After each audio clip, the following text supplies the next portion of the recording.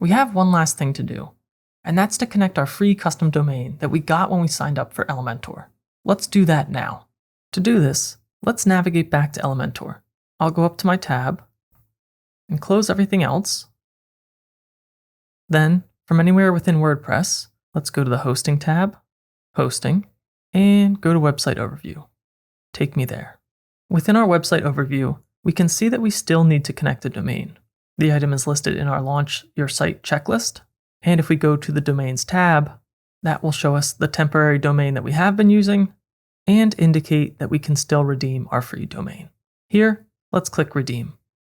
Ideally, if it's available, you want to get a .com domain. It's also good to have your website be relatively short and memorable. Here, you can search for your potential domain. I'll say Dan's Simple Tut, as in tutorial.com.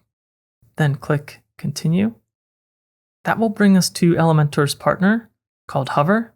And here you can see that the website that we've chosen is available.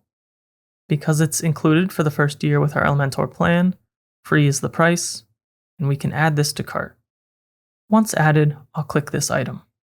We're going to use my .com domain, but you may see that you get a free .online domain added as well. Just click OK. In the shopping cart, you have some additional options, but I just want to proceed without adding anything additional. Scroll down and click Secure Checkout. In the first step, provide your information to create an account with Hover. Next, read and agree to the terms of service. Then click Continue. In step 2, fill out your registration information. In step 3, you'll need to fill out your billing information, even though our total for today is 0. Finally, you can confirm and submit your order. After ordering, I'll select my .com domain to connect to Elementor. While on this page, depending on the use case for the website, you might want to turn auto renewal off. I'll turn this off for now. You're also going to receive a verification email from Hover.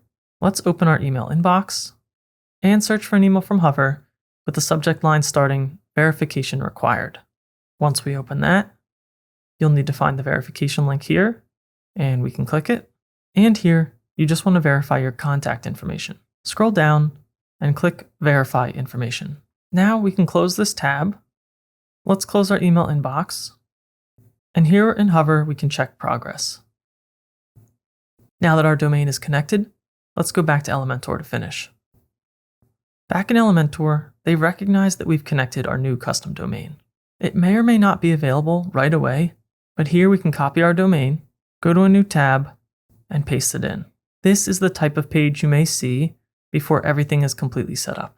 Let's close this for now, say got it, and while these records are updated, you can come back to this Domains tab to check the DNS status anytime.